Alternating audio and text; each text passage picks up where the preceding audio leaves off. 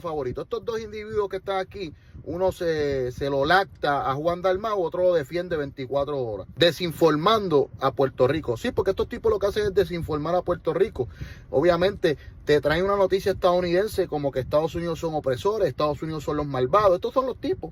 Todos los tipos que tienen en las noticias todos los días desinformando al país, desinformando a Puerto Rico de que Estados Unidos son opresores, Estados Unidos son malos, lo que pasa es que Estados Unidos es lo peor, Juan Dalmau es lo mejor, yo defiendo a Juan Dalmau, no le hago las preguntas que le tengo que hacer a Juan Dalmau es mi aliado. Así que estos dos individuos son dos charlatanes izquierdosos, donde obviamente nuestra televisión izquierdosa de Puerto Rico, pues la televisión de Puerto Rico totalmente izquierdosa, para llevar la noticia incorrecta de lo que pasa en Estados Unidos y meterte por ojo, boca y nariz a Juan Dalmau. Estos son los tipos. Jennifer, tú eres tremenda cabrona. Tremenda cabrona que eres, sí que sí. 6 cosas que tienes que hacer y todavía no las has hecho. Pero nada, mira, este videíto es para que se lo mandes a ese penepo que tú conoces, que te dice que Estados Unidos va a mejorar la isla de nosotros. A ese penepo que te dice que los americanos van a poner a Puerto Rico en la cima. A ese penepo que te dice que la nación americana es la nación número 1 del mundo. A ese penepo que no te dice que la nación número 1 del mundo tiene una deuda más grande de la que nosotros tenemos. Que ellos tienen una deuda de 39.5 billones de dólares, que no se compara nada a los 74 que nosotros debemos. Que Washington, ese PNP no te dice que Washington, sí, donde está el presidente mejor del mundo, tiene una deuda de 137 millones de dólares, contra más alta que la de Puerto Rico.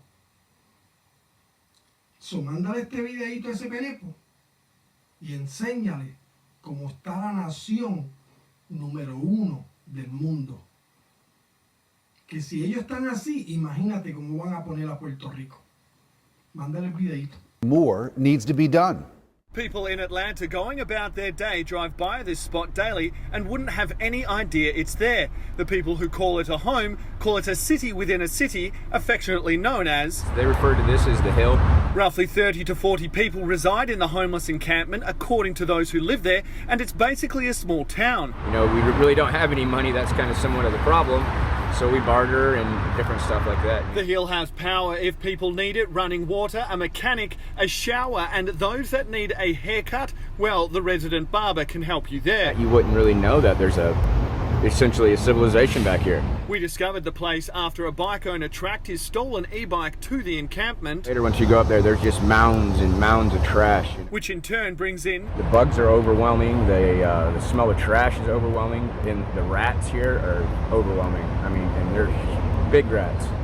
They play football. I think there is enough help. There's definitely not enough shelters to house people. There are no shelters that allow for couples. Tracy says a big issue for the homeless people is trust after they feel like the system has let them down. Right now she's looking for help clearing away all the garbage from the Hill and also asking if anyone has any rat traps. Life Destiny Prescott knows too well. So I was sleeping in a car, sleeping at the beach. We're seeing an increase in homelessness at an accelerating rate in Los Angeles. Advocates say one of the main causes of homelessness is a tight supply of rental housing in areas where the poverty rate is already high. As the economy picks up steam, there's more spending power, comes into the rental market, and a lot of it goes out again as rent increases. So rents are moving up $100, $200 at a pop. No one's income is keeping pace with that. The rich are getting richer, and the middle class is slowly disappearing.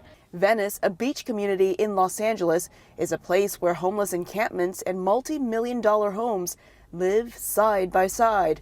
Residents find homeless people in their backyards, defecating in their backyards. The city needs to do more to serve the homeless that are vulnerable. They need to do more to serve the residents that are making the investment.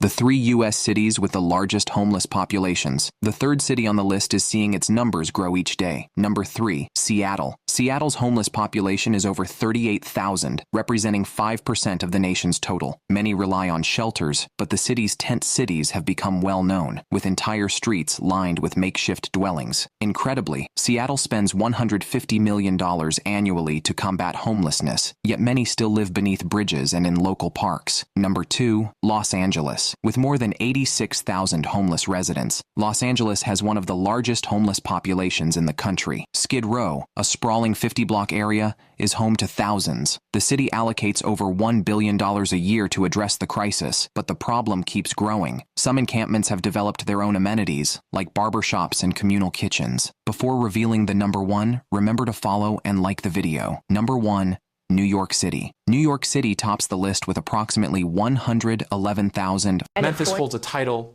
no city wants. According to FBI data analysis, this Tennessee city recorded 2,501 violent crimes per 100,000 people in 2025, making it the most dangerous major city in the United States. To put that in perspective, your odds of becoming a violent crime victim here are 1 in 38. That's not a statistic you want to think about when walking to your car at night. Here's where it gets really stark.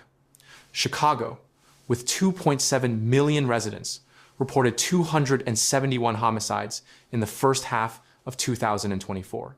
Memphis, with just 630,000 people, recorded 129 homicides during the same period. Do the math on those per capita rates. And Memphis comes out way ahead in the race. Nobody wants to win. The homicide rate sits at 20.6 per 100,000 residents as of mid-2025. That's 58% higher than pre-pandemic levels from 2019. And it's not just murder. Property crime happens to 87 out of every 1,000 residents. Vehicle theft, 1 in 39 people will have their car stolen. The chances of facing any crime, violent or property related, are 1 in 9. Think about that for a second. 1 in 9. The economic impact hits hard too. Crime costs each Memphis resident about $1,159 annually, nearly double the national average. For families, that number jumps to $3,087 per household. When 72.4% of aggravated assaults involve firearms, you're not just talking about statistics anymore. You're talking about a city where gun violence has become part of the daily reality. A crime occurs every 5 minutes on average across the Memphis metropolitan area. Downtown Memphis alone records 3,800 violent crimes per 100,000 residents. Shelby Forest Fraser isn't far behind at 3,014. Parkway Village Oak Haven tops the charts at 3,415 violent crimes per 100,000 people. These aren't just numbers on a government report. They represent real neighborhoods where real people are trying to live their lives while navigating constant danger. Memphis sits at a crucial crossroads. 3 major interstate highways intersect here, making the city a natural distribution hub. That's great for legitimate business, like FedEx, which is headquartered here. But it's also perfect for drug trafficking operations. Criminal organizations have exploited these transportation routes for decades, using Memphis as a waypoint for moving illegal substances across the country. The Mississippi River Port adds another layer. This isn't just about highways anymore.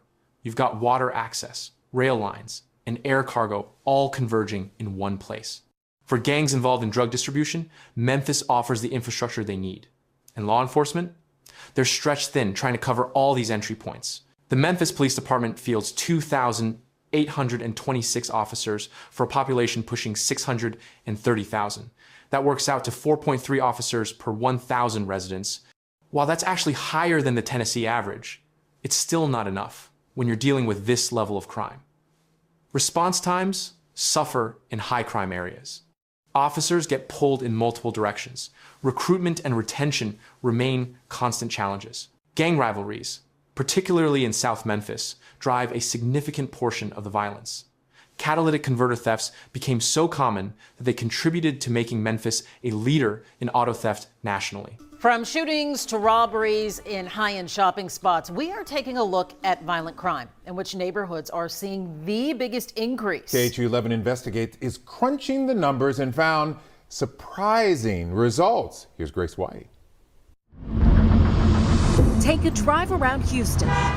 from neighborhood to neighborhood, and you can't always tell where violent crime is on the rise. You have to look here. KHOU 11 Investigates crunch the numbers to find out where violence is intensifying, looking at Houston zip codes with at least 50 violent crimes. Here's the 3 that increased the most since 2019. Number 3, 77075, just south of Hobby Airport. Violent crime up there, 58%. In that area, there are a lot of apartment complexes, and we found a number of murders, robberies, and assaults in this zip code happening there. We have an apartment enforcement unit, so it's not just the criminal aspect of it, but it's quality of life issues. Belinda Knoll is an assistant chief for Houston Police. She's over the Criminal Investigation Command and says they're also looking at their own data, moving assets based on increasing crime. Different areas within the city have specific issues, population density, prevalence for gang crime. The commanders of those areas are always looking at what issues they may be having, what resources they need. Number 2, 77019. It stretches from River Oaks to near downtown, along Buffalo Bayou Park. Violent crime in this zip code up 65%. Long Island Parkway, a lot of people park their vehicles to go run. You know, criminals are going to go where they know they can basically get the biggest bang for their buck. And the number 1 zip code, 77027, including River Oaks District and Highland Village. It's up 109% since 2019. You're almost afraid to go into the shopping centers again. Shopping centers that have become targets for thieves, going after high-end watches, purses, and cars. I mean, they know what they're doing. The spot with the most activity? The CVS on Westheimer and 610. The same shopping center where New Orleans police detective Everett Briscoe and his friend DJ Recalfi were murdered. HPD arrested 2 men for those murders. They tend to follow them home. Then weeks later, at a press conference, announced 24 arrests. Suspects accused of running a crime ring in the Galleria area. Are you convinced that you shut down that ring? I know we made a lot of good arrests in that. What's your message to Houstonians who look at the headlines and think, we live in a violent city? I would say there are still really good people in the city, and just to recognize that they are part of the equation, and the Houston Police Department can't do everything by ourselves. We need our citizens, we need our communities to be involved. Mira que también está esta nación americana. Si quieres seguir viendo a Puerto Rico como está y que se vea como esta nación americana, vota PNP o vota Popular. Pero yo votaría por Eliezer Molina para que haya un cambio ya en Puerto Rico.